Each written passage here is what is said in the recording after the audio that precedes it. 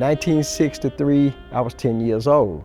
And in fact, I grew up on College Hill, which is 3 blocks over from Arthur Shore's house. And Arthur Shore's house was bombed several times. In fact, some windows were broken out of my house. 1963, I was, what was 17 years old.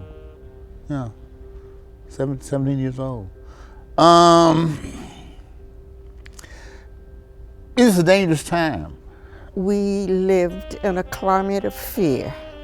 Fear of the police, fear of the Ku Klux Klan, and fear of employers who might fire you if you participated in a march or anything like that. What comes to mind right now, it was a mess. It was a triple mess. The signs, white and colored everywhere, and so many atrocities, police shooting innocent black people, you know, it was a terrible atmosphere. I resented having to walk to this area from downtown, which is about maybe 5 or 6 blocks where the shopping area is, to go to a restaurant. See, the laws were so stringent, you couldn't you couldn't do anything together. You know, we can go to parks and so forth. In fact, when they was thinking about integrating the parks, what the Birmingham city did was they just closed all the parks indefinitely.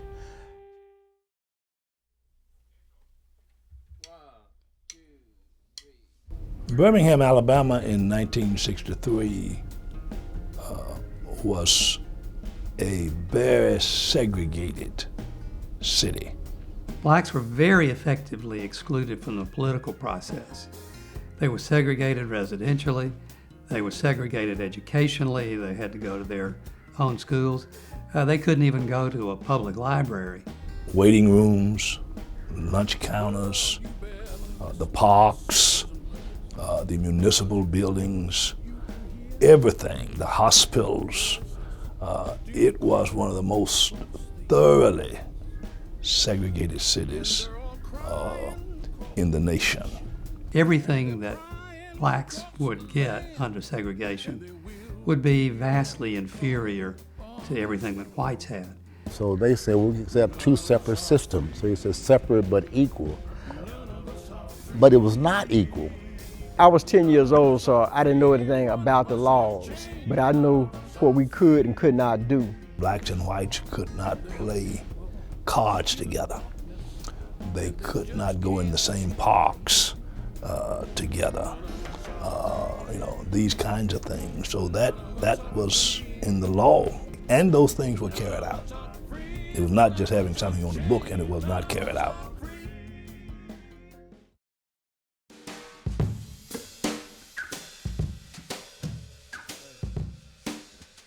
The 1954 Brown decision stated that segregated schools were unconstitutional. The result in the white South was a backlash trying to do whatever was possible to keep that court decision from being implemented in the South. In the black community, of course, the Brown decision had the opposite effect. It energized blacks. It helped them recognize that now they had an ally, a very powerful ally, in the Supreme Court. And so that's what really prompted more direct action. The blacks were going to demonstrate openly that they would not any longer obey segregation laws. The black community on the whole felt that its greatest possibility for success was direct action, to show the nation what was going on. People, some blacks in this country, and probably the majority of the whites, was overlooking it or didn't understand it. And some didn't even know it was that bad. And we brought it right into the face. And you couldn't overlook it there. It was the Miles College students who started the selective buying campaign here in Birmingham. You don't buy where you can't drink water or go to the toilet or try on a dress. We would pick up the students and go to the communities and pass out leaflets.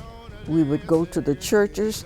I was on the committee to integrate the schools, and we visited all the schools in Jefferson County. There would be buckets around to catch the water where the roofs were leaking, and the fountains didn't work, and there was just literally no playground equipment, and it was just horrendous, the inequality. I remember vividly May of 1963, the Children's March. There was a lot of kids that day that came to school prepared to go to jail. And they knew what was going to happen. And went to school that day, and they said 12 o'clock, the word went around campus, at 12 o'clock we was going to go downtown and demonstrate. And that's the one event that I think all of my age group participated or knew about, was the march, the Children's March. There were so many people arrested, it was who didn't get arrested that May. History is not something that happens out here. History is something that actually all of us experience. You're part of the ongoing story of America. That story has always been about how do we bring more people to the table? How do we bring more people into the conversation? How do we actually build an inclusive, stronger nation that's got less divisions rather than more? We're one people, we're in one country. You got to work together. And you started separating people and segregating situations and so forth, and using different laws, different people and so forth, and injustice. That was the big thing. The bigger thing was injustice. It was so un-American, so against the Constitution, for goodness sake. It was intolerable, really. A lot of kids need to know how we arrived right now to where you are and the benefits that they get right now. The power of people engaging in political action. Civil rights movement really was an action of simple people. It was the masses. It was a mass movement. And these were not people with the household names, but it was the citizens participating that brought about change. And the key is, what does this say today? And do you see the parallels today? We have accomplished much, but still a whole lot needs to be done. We as a nation have struggled all of our history to try to meet our ideals and have, until this point, not achieved that. We've made steps toward it. But the only way to do that is to constantly engage the issue, constantly recognize that it's in almost the DNA of the nation that we have this question of race. We just don't talk about it. We all can do something. Then if you see something that you don't think is right, then talk about it. Then decide what you're going to do about it. And that's what we did.